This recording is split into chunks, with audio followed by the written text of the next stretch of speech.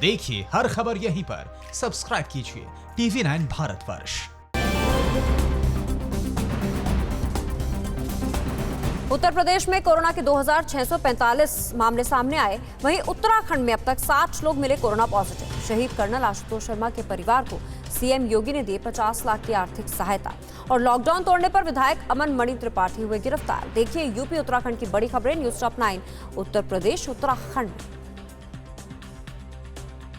बीते 24 घंटे में यूपी में कोरोना के 158 नए मामले सामने आने के बाद कोरोना संक्रमित मरीजों की संख्या बढ़कर अब 2645 हो गई है। यूपी के आगरा में 596, कानपुर में 256, लखनऊ में 226, सहारनपुर में 202 और गौतम बुद्ध नगर में कोरोना के 168 मामले सामने आ चुके हैं। यूपी में बीते 24 घंटे में किसी की मौत नहीं होने से मरने वालों की संख्या 43 पर स्थिर है। उत्तराखंड में बीते 24 घंटे में कोरोना का सिर्फ एक नया मामला सामने आने के बाद कोरोना संक्रमित मरीजों की संख्या 60 हो गई है। कोरोना से उत्तराखंड में एक शख्स की मौत भी हुई है। जम्मू कश्मीर के हंदवाड़ा में आतंकियों के साथ मुठभेड़ में शहीद हुए यूपी के बुलंदशहर के रहने वाले कर्नल आशुतोष शर्मा समेत शहीद हुए जवानों को सीएम योगी ने नमन किया। यूपी के सीएम योगी आदित्यनाथ ने शहीद आशुतोष शर्मा के परिवार को 50 लाख सहायता राशि देने का ऐलान किया है, जिसमें से 40 लाख रुपए शहीद की पत्नी और 10 लाख मां को मिलेंगे। पहली बार सहायता राशि को 25 लाख से बढ़ाकर 50 लाख किया गया है। कर्नल आशुतोष शर्मा के शहीद होने से बुलंदशहर में मातम पसरा हुआ है। यूपी के बाहुबली नेता और पूर्व मंत्री अमर मणि त्रिपाठी के विधायक बेटे अमन मणि त्रिपाठी को लॉकडाउन तोड़ना महंगा पड़ गया। अपने 10 दोस्तों के साथ बद्रीनाथ जा रहे अमन मणि त्रिपाठी को पुलिस ने रोककर वापस लौटने को कहा। रोकने पर अमन मणि त्रिपाठी ने पुलिस वालों से बदसलूकी करना शुरू कर दिया, जिसके बाद पुलिस ने लॉकडाउन तोड़ने के जुर्म में अमन मणि त्रिपाठी और उसके दोस्तों को गिरफ्तार कर लिया। यूपी के गोंडा के अड़ंगा गांव में लॉकडाउन के बीच नाली को लेकर हुए विवाद के बाद खूनी संघर्ष में जमकर लाठी डंडे चले।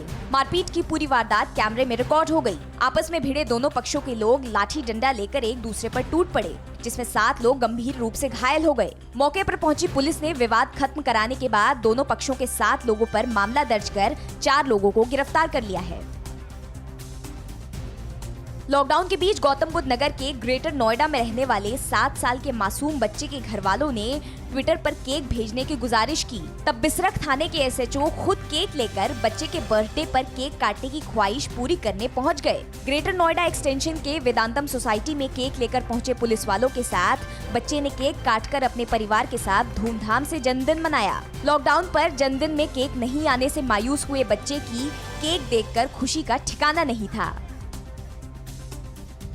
यूपी के शामली जिले में खेतों में लहलहाती पत्ता गोभी और हरी सब्जियों को लॉकडाउन में वाजिब दाम नहीं मिलने से किसान ट्रैक्टर चलाकर रौंद रहे हैं। किसानों का आरोप है कि लॉकडाउन के चलते सब्जियों के खरीदार नहीं मिल रहे हैं और प्रशासन किसानों को सब्जियों को बाजार में ले जाकर बेचने की इजाजत नहीं दे रही है। सब्जियों की लागत तक का भाव नहीं मिलने से नाराज होकर किसान खेतों में ही ट्रैक्टर चलाकर उन्हें नष्ट कर रहे हैं।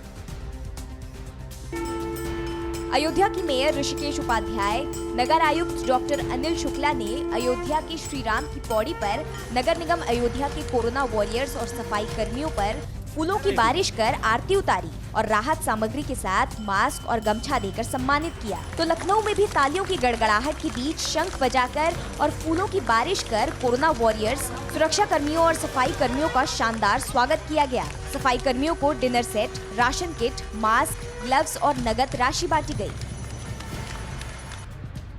पाकिस्तानी गोलाबारी में कश्मीर के बारामूला में शहीद हुए सेना के जवान नायक शंकर सिंह मेहरा और हवलदार गोकरण सिंह का पार्थिव शरीर उत्तराखंड के पिथौरागढ़ पहुंचा। तब शहीद जवान शंकर के अंतिम दर्शन और श्रद्धांजलि देने के लिए नाली गांव में लोगों का तांता लग गया। जवान बेटे के शहीद होने से शंकर सिंह के घर वालों का रो रो कर बुरा हाल था। शहीद जवान शंकर सिंह मेहरा और गोकरण सिंह का शव लेकर पहुंचे सैनिकों ने पहले आखिरी विदाई दी, फिर पूरे सैनिक सम्मान के साथ शहीद का अंतिम संस्कार किया गया।